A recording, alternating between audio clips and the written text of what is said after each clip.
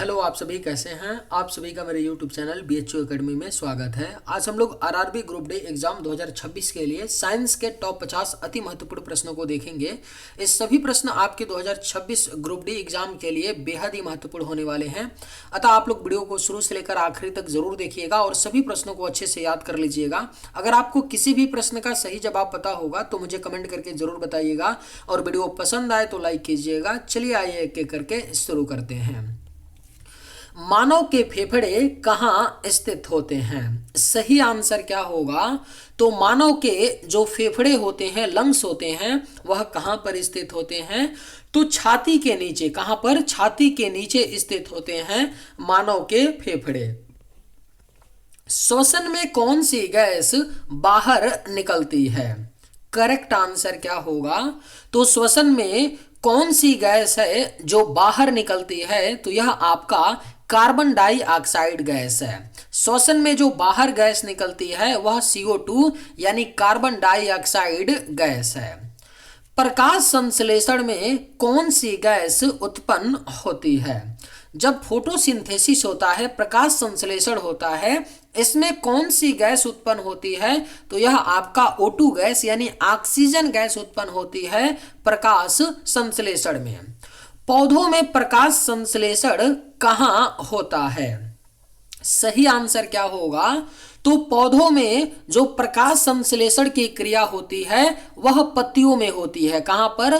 पत्ती में होता है पौधों में प्रकाश संश्लेषण की क्रिया। पौधों में हरे रंग का कारण क्या है? ऑप्शंस हैं क्लोरोफिल, साइटोप्लाज्मा, हीमोग्लोबिन, ल्यूकोप्लास्ट। सही आंसर क्या होगा? तो पौधों में हरे रंग का क्या कारण है? तो यह आपका क्लोरोफिल है। क्लोरोफिल के कारण पौधों में हरे रंग का जो कारण है वह क्लोरोफिल है। पौधों में पानी का परिवहन कौन करता है? बेहद ही महत्वपूर्ण प्रश्न है। पौधों में पानी का जो परिवहन है यह जाइलम करता है। कौन करता है? पौधों में पानी का परिवहन जाइलम करता है। पेड़ पौधों का श्वसन कब होता है? ऑप्शंस हैं केवल दिन में, दिन और रात दोनों में, केवल रात में या केवल सुबह में। सही आंसर क्या होगा? तो पेड़ पौधों का श्वसन कब होता है? तो यह दिन और रात दोनों में होता है, यानी 24 घंटे होता है पेड़ पौधों में श्वसन की क्रिया। शैवाल किस वर्ग में आते हैं? जो शैवाल होता है वह कौन से वर्ग में आता है? तो यह पौधे वर्ग में आता है, यानी शैवाल क्या होते हैं? एक प्रकार के पौधे होते हैं। मनुष्य में पाचन क्रिया किस अंग में पूर्ण होती है? अगर आप लोगों को ये वीडियो पसंद आए तो एक लाइक जरूर कीजिएगा और अगर आप लोग इस चैनल पे नए होंगे तो सब्सक्राइब भी कर लीजिएगा ताकि इसी तरह का वीडियो सबसे पहले आप तक पहुंचता रहे। मनुष्य में पाचन क्रिया किस अंग में पूर्ण होती है? तो यह आपका छोटी आंत में। मनुष्य में जो पाचन की क्रिया है यह छोटी आंत में पूर्ण होती है। पाचन में सहायक रस कौन सा है? सही आंसर क्या होगा?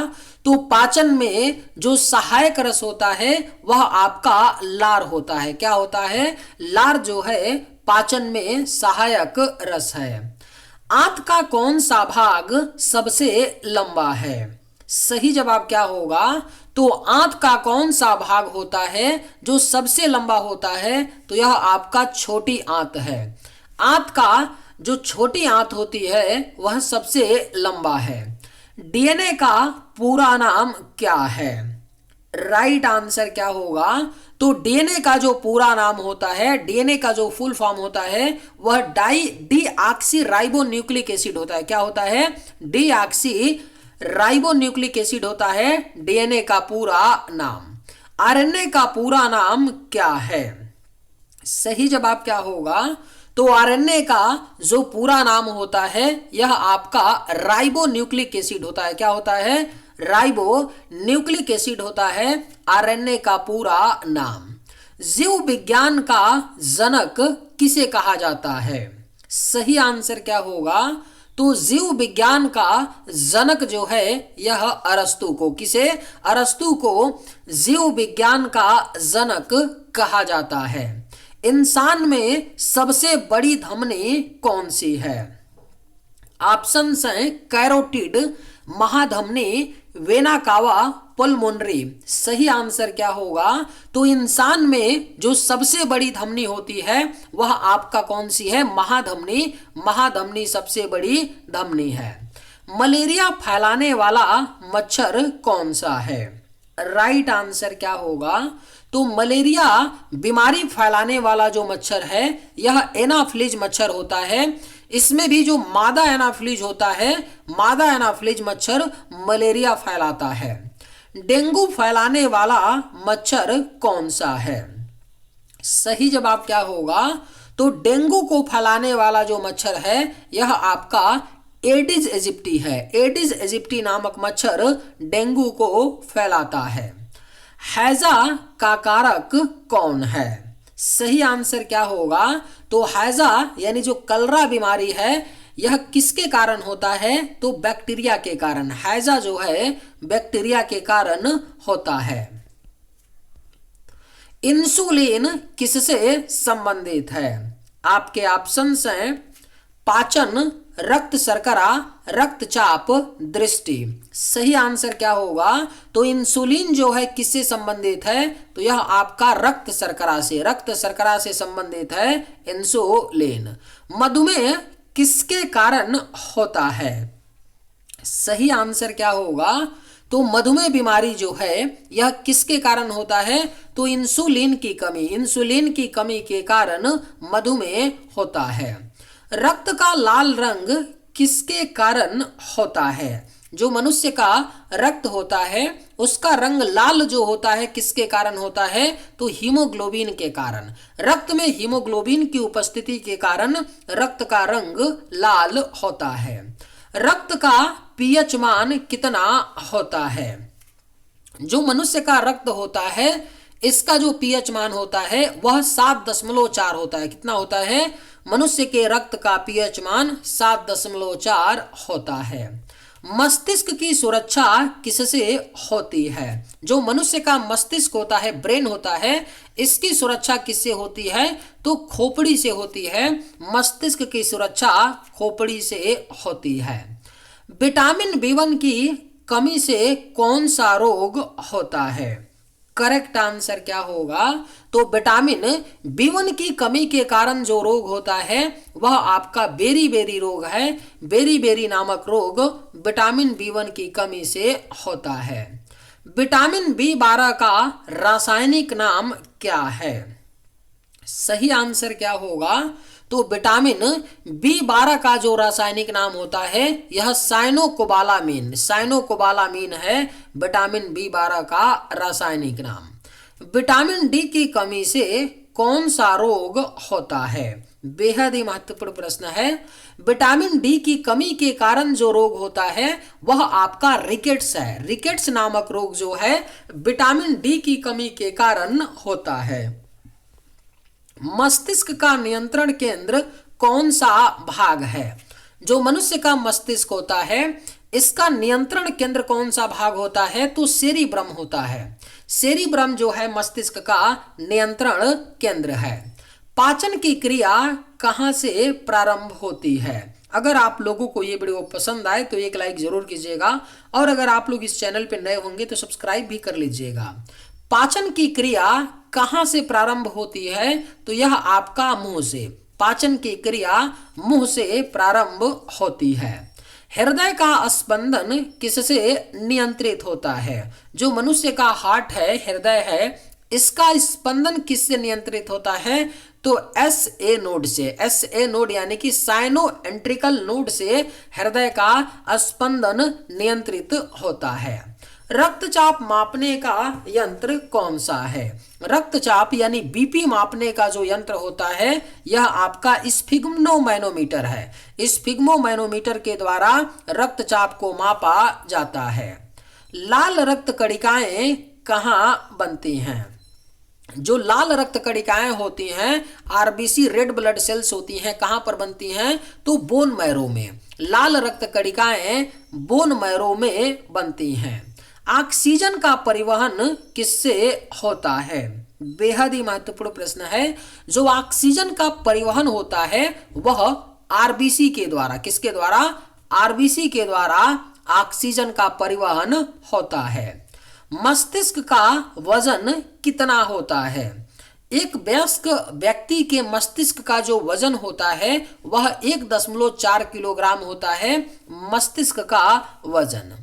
स्तनधारियों में हृदय किस प्रकार का होता है? जो स्तनधारी होते हैं उनमें हृदय किस प्रकार का होता है? तो 4 कक्षीय होता है। कैसा होता है? स्तनधारियों में हृदय 4 कक्षीय होता है। मानव में सबसे छोटा ग्रंथि कौन सी है? राइट आंसर क्या होगा? तो मानव में जो सबसे छोटा ग्रंथि है यह आपका पीनियल ग्रंथि है। पीनियल ग्रंथि मानव में सबसे छोटा ग्रंथि है। एचआईवी वायरस शरीर के किस भाग को प्रभावित करता है? जो एचआईवी वायरस होता है यह शरीर के डब्ल्यूबीसी को प्रभावित करता है। किसे करता है? एचआईवी वायरस डब्ल्यूबीसी को प्रभावित करता है। तपेदिक टीबी जीवाणु की खोज किसने की थी? बेहद ही महत्वपूर्ण प्रश्न है, स्टार मार्क कर लीजिए। तपेदिक जीवाणु की जो खोज है यह रॉबर्ट कोच ने किया था। किसने किया था? रॉबर्ट कोच ने तपेदिक जीवाणु की खोज की थी। पोलियो का कारण क्या है? जो पोलियो बीमारी होती है वह किसके कारण होता है? तो यह वायरस के कारण होता है। पोलियो किसके कारण होता है? तो वायरस के कारण होने वाला एक रोग है पोलियो। जीवाणु सिद्धांत किसने दिया था? बेहद ही महत्वपूर्ण प्रश्न है। जीवाणु जो सिद्धांत है इसे किसे के द्वारा दिया गया था? तो लुई पास्चर ने दिया था।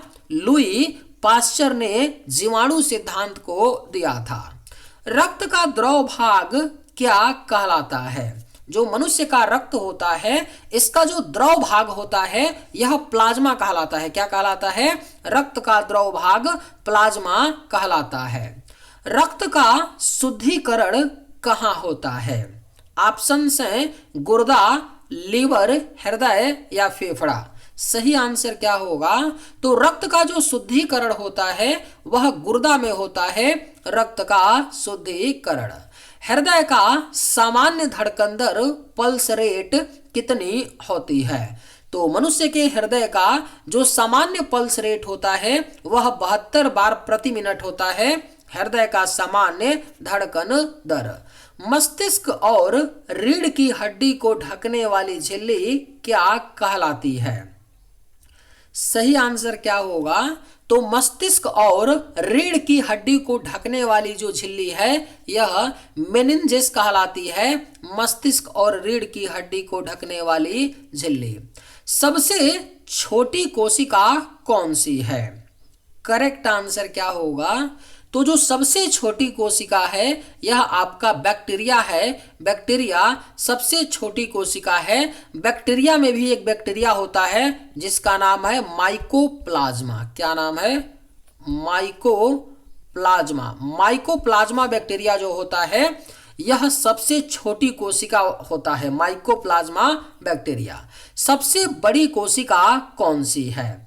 अगर सबसे बड़ी कोशिका की बात करें तो अंडाणु होता है। जो महिलाओं का अंडाणु होता है, फीमेल अंडाणु होता है, महिलाओं का जो अंडाणु होता है वो क्या है? सबसे बड़ी कोशिका होती है। मानव का रक्त किस रंग का होता है? जो मनुष्य का रक्त होता है, ब्लड होता है, वह कैसा होता है? तो लाल होता है मानव के रक्त का रंग। रक्त में WBC का कार्य क्या है? जो रक्त ब्लड होता है इसमें WBC यानी व्हाइट ब्लड सेल्स का काम क्या होता है? रोग प्रतिरोध होता है, यानी शरीर को रोगों से बचाने का काम होता है रक्त में WBC का कार्य। प्लेटलेट्स का कार्य क्या है? जो प्लेटलेट्स होता है रक्त में इसका काम क्या होता है? थक्का जमाना होता है। रक्त का थक्का जमाना होता है प्लेटलेट्स का कार्य। बनारस हिंदू विश्वविद्यालय की स्थापना कब की गई थी? बनारस हिंदू विश्वविद्यालय यानी BHU की स्थापना जो है 1916 में की गई थी। और किसने किया था? मदन मोहन मालवीय ने। किसने? इनका नाम याद रखिएगा, है ना, मदन मोहन मालवीय ने किया था। मदन मोहन मालवीय ने 1916 में बनारस हिंदू विश्वविद्यालय की स्थापना की थी। भारतीय संविधान के किस अनुच्छेद में राष्ट्रपति पर महाभियोग लाने की प्रक्रिया प्रदान की गई है? संविधान का कौन सा अनुच्छेद है जहां पर राष्ट्रपति पर महाभियोग लाने की प्रक्रिया दी गई है? तो यह आपका अनुच्छेद 61 है। चलिए आज के वीडियो में बस इतना ही। अगर आप सभी को ये वीडियो पसंद आए तो एक लाइक जरूर कीजिएगा। थैंक्स।